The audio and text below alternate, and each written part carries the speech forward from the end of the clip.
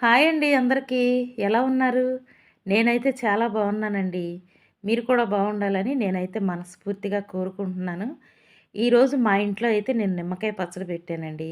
ఈ నిమ్మకాయలైతే మా అమ్మ వాళ్ళ ఊరు నుంచి తెచ్చినవి. చెట్టయితే ఉంది. చిన్న సైజు కాయలు నాటుకాయలండి.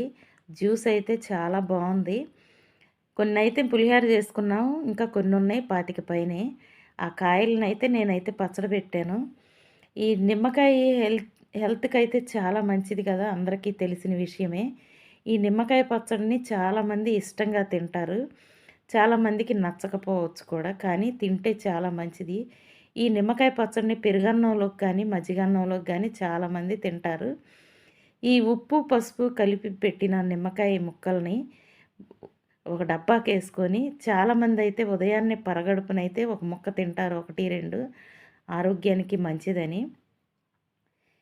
ఈ ఈ ఆరోగ్యానికి మంచిదని తెలిసిన వాళ్ళు మాత్రమే దీన్ని చాలా జాగ్రత్తగా ఉపయోగించుకుంటారు.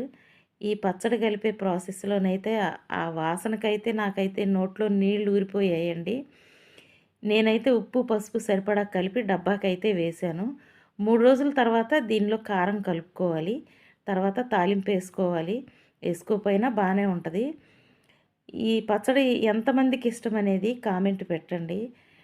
చాలామంది ఇష్టంగా తింటారు. ఆరోగ్యానికి చాలా మంచిది.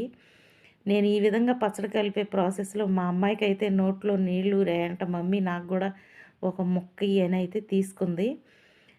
ఆహ్, చాలా బావుంటదండి. ఈ పచ్చడి ఎంతమందికి ఇష్టమనేది కామెంట్ పెట్టండి. వీడియో నచ్చినట్టయితే లైక్ చేయండి. Thank you.